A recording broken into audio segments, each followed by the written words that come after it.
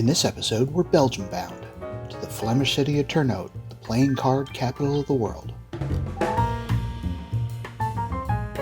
We'll meet with Bart Cuypers of Brouwerij Het Nest. He'll take us from their humble beginnings as a beer tasting club to homebrewers and gypsy brewers before finally opening their ultra-modern brewery. If you missed this episode, you're not playing with a full deck. Welcome to No Pants During the Pandemic.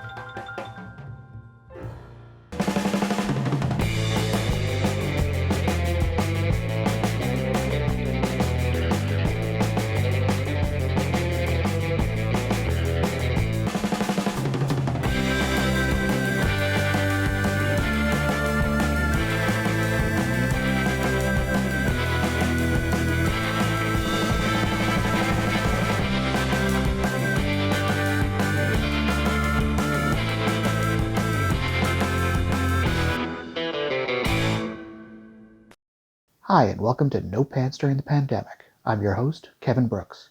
In this episode, I'll be speaking with Bart Cuypers from Brouwerij Het Nest in Belgium. Hey Bart, how you doing today? I'm fine, and yourself? I'm doing pretty well, all things considered. Why don't you tell us a little bit about yourself? Yeah, I'm Bart. I'm founder of Brouwerij Het Nest in Belgium.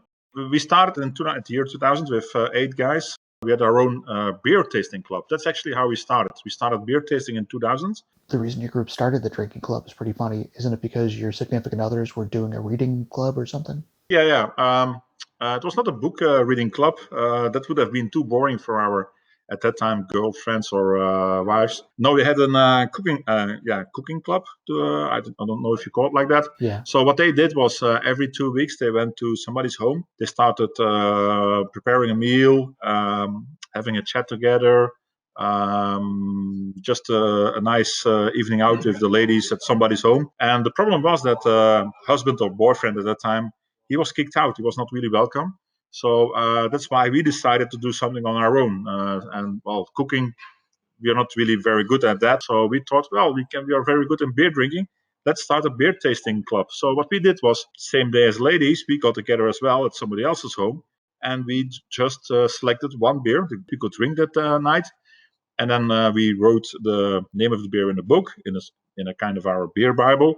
And then afterwards, this beer could not be served anymore. So the idea was, every 2 weeks, we had another beer. And then you guys began making your own. And in 2004, we started homebrewing. Some of our homebrews were actually pretty good. So we decided to become gypsy brewers, I believe, in the year 2008, which we did for 5-6 years. And what was the next step? During the gypsy brewing, we started to realize that actually our beers, and then most particular our brand names, were getting very popular, not only in Belgium, but also in Japan, China, US at that time. And in 2012, we then decided to build our own brewery, which took us another 3 years to complete. And since August 2015, we have our own craft brewery here in Belgium. And that's the place where I'm now at the moment. How big is the brewery? We have 30 hectare brewing equipment.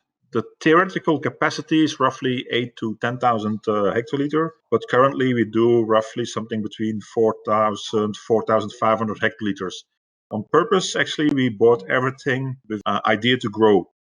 We knew this was oversized for us at that time, and even now we still have room to grow. So actually, if you compare it to other new projects in Belgium, actually we are one of the largest new projects, let's say the last 5-6 years in Belgium. Where's it located, and how did that play into Het Nest's identity? Our brewery is located in Turnhout, north of Belgium, 10 miles from the Dutch border. So Turnhout is actually pretty small. I think now these days 50 to 60,000 inhabitants. But we are famous for playing cards. Our town has a history of 300, 400 years of playing card production. And still today, there's one company called Carta Mundi, which means playing cards for the world. Carta Mundi is the largest card producer worldwide. They have like 52-55% of the market share. When you enter the city, you will see playing card banners. And we have a playing card museum in our town. So when we wanted to launch our first beer, we thought, okay, we have to make a link between the beer and the region where we're from.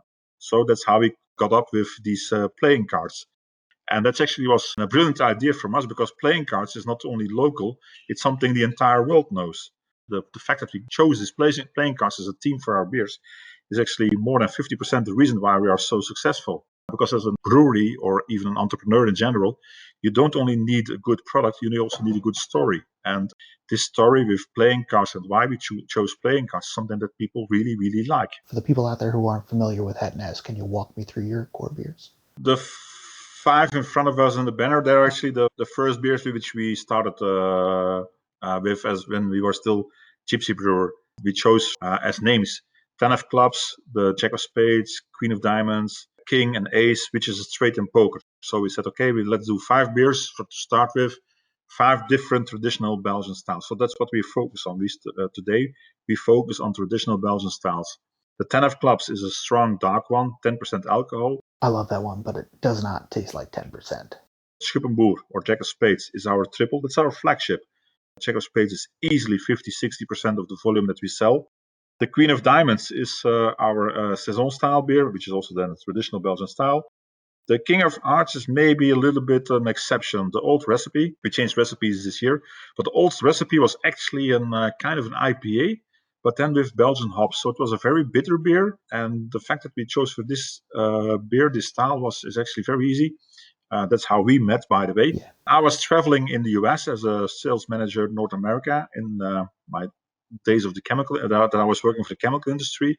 And I discovered what IPAs were, American style IPAs. And I said, okay, I have not seen this anytime in Belgium or Europe.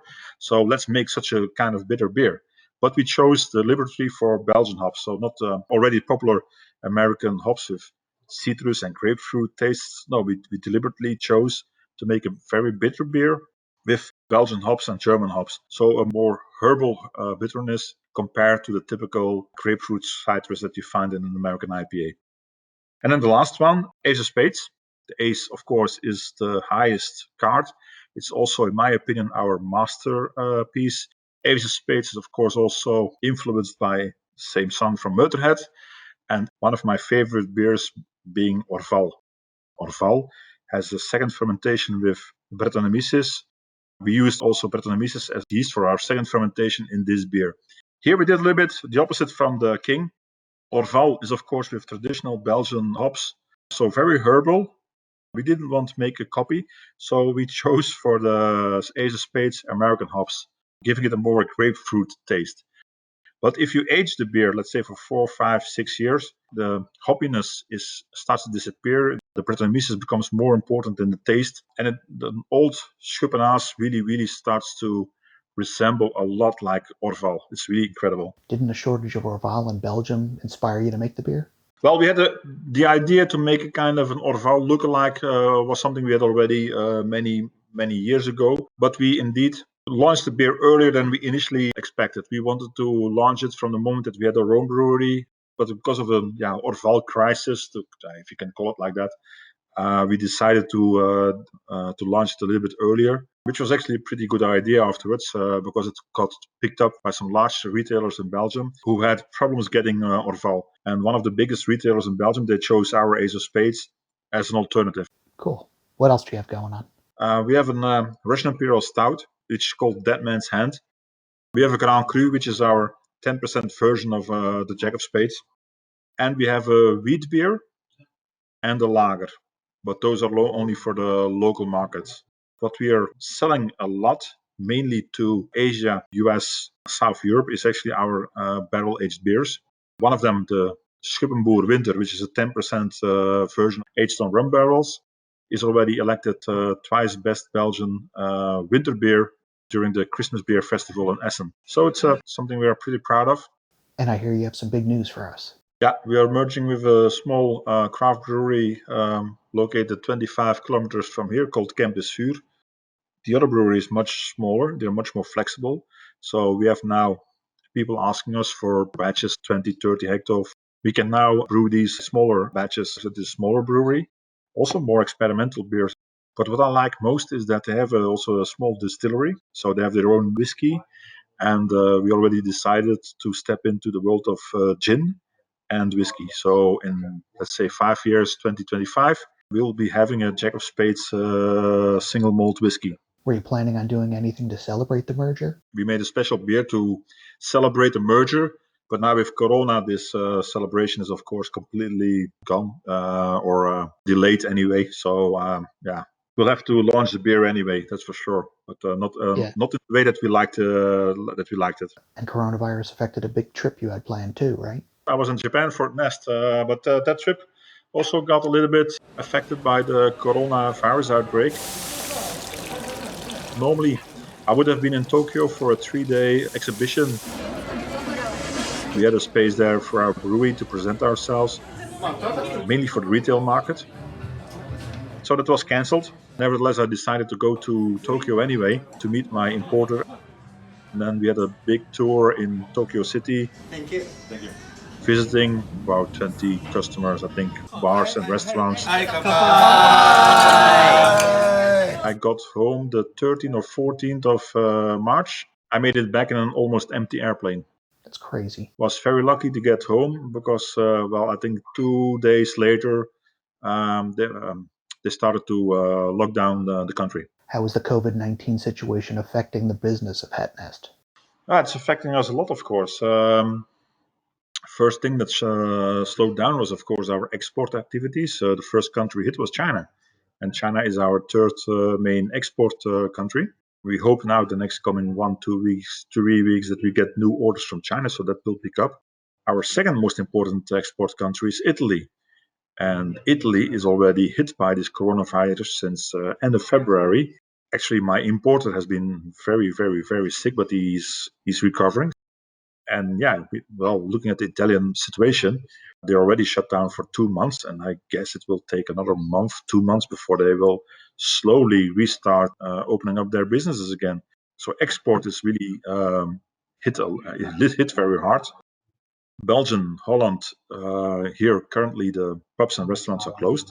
So the only way to get your hands on beer is go to bottle shops or maybe buy online, which is maybe 20% of the normal volume.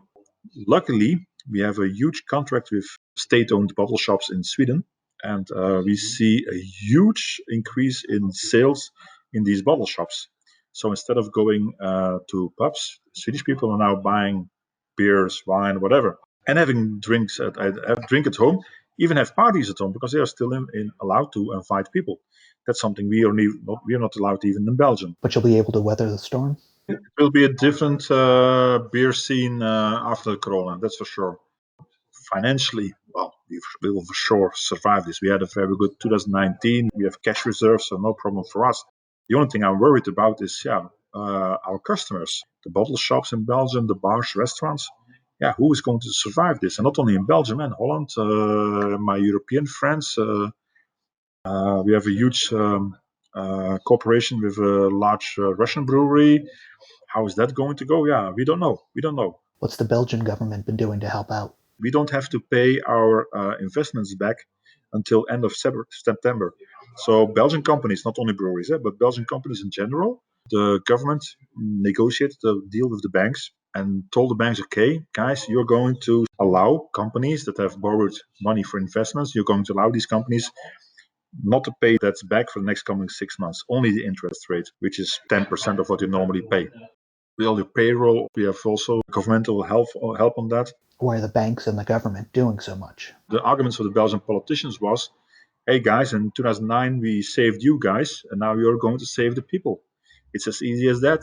The plan that I just described about the delaying of payments to the banks, that took only 48 hours maximum to make the decision.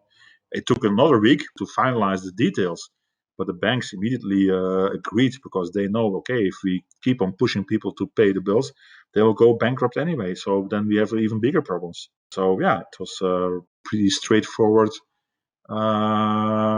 discussion, in my opinion. What are you personally doing during all this? Well, I'm in brewery now, so I travel from brewery to home and back. Luckily that I can do that. And I'm used to work from home. I work for a chemical company still, which is basically working from home, calling customers and traveling from time to time.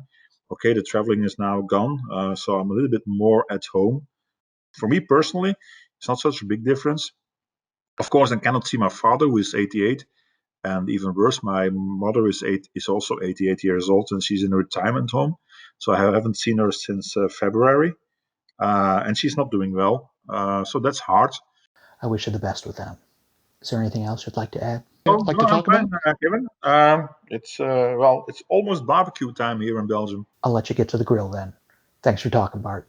Okay, Kevin, thanks a lot. And I want to say goodbye to all my American friends. Keep safe, keep healthy, and hopefully in the near future we can meet again. Looking forward to it. If you'd like to learn more about Brouwerij Het Nest, head over to their website. The link is in the video's description. Thanks for joining me, and I'll see you next time.